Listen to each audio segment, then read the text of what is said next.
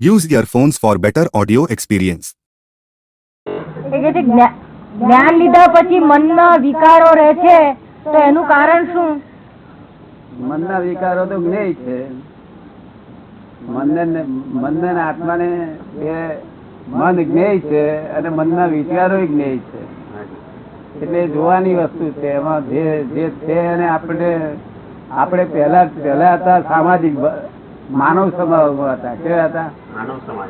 માનવ સ્વભાવ. સારું ને ખોટું જો, આ સારું ને આ ખોટું, આ ખોટા વિચાર ને સારા વિચાર.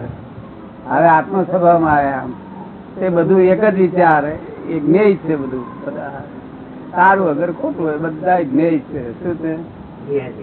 અને આપણે જ્ઞાતા છીએ. જ્ઞેય જ્ઞાતાનો સંબંધ છે. પછી ક્યાં રહ્યું દખલ? એ કે છે એ રીતે આત્મદ્રષ્ટિથી જોવા માટે કઈ પુરુષાર્થ કરવો પડે છે કે એની મેરેજ જોવાય છે? એની મેરેજ દેખાય. એની મેરેજ દેખાય. અમે જે જ્ઞાન આપ્યું છે ને તે રિલેટિવ ને જુઓ. રિલેટિવ અને રિયલ. રિયલ બધી અવિનાશી છે, રિલેટિવ વિનાશી છે. આ બધા દેખાય છે જ્ઞેય, તે બધા વિનાશી જ્ઞેયો છે. તો સૂક્ષ્મ સંયોગો, સ્થૂળ સંયોગો એ વિનાશી સંયોગો છે. તો એ બધું જ્ઞેય છે. અને મેરેજ સ્વાભાવિક 5 આજ્ઞા તમારું કામ કરે. આ તો સત્સંગનો આવી અને પૂછે તો દરેક બાબતનું લક્ષ્ય રહે તો પછી કશું કરવાનું રહેતું નથી. પણ સત્સંગનો અભાવ ના રહેવો જોઈએ. બધું પૂછી લેવું જોઈએ. બધું પૂછીએ તો આપણને ખબર પડે, નહીં તો કશું થતું નથી. આ જ્ઞાન લીધા પછી કશું જ થાય નહીં.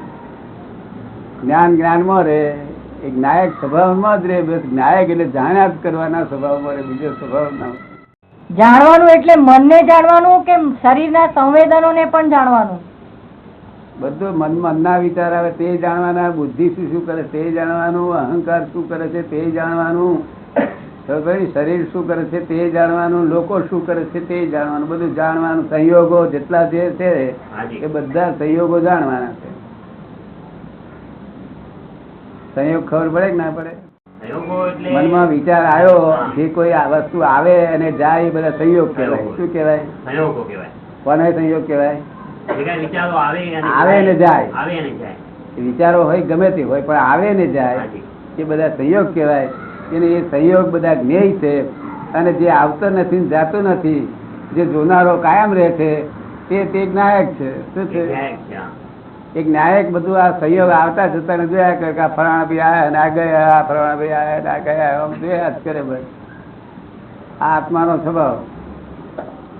અને આવે ને જાય એ બધા સંયોગ કહેવાય. સંયોગ પછી વિયોગી સ્વભાવના હોય, જતા જ રહે. તમે કહો કે ના બેહી રહે તોય જાય, બેહી ના રહે. માનવ સ્વભાવ હતો ત્યાં સુધી મનમાં વિચાર આવતા હતા, મને વિચાર આવતા હતા, એમ કરીને એકાત્મ તન્મયાકાર રહેતો હતો. શું રહેતો હતો? હવે તન્મયાકાર ના રહે, એ છૂટો રહે. કારણ કે પેલા પૌદ્ગલિક સ્વભાવ છે અને આ આત્મા સ્વભાવ છે. આ અવિનાશી સ્વભાવ છે, પેલો વિનાશી સ્વભાવ છે. આવે ને જાય.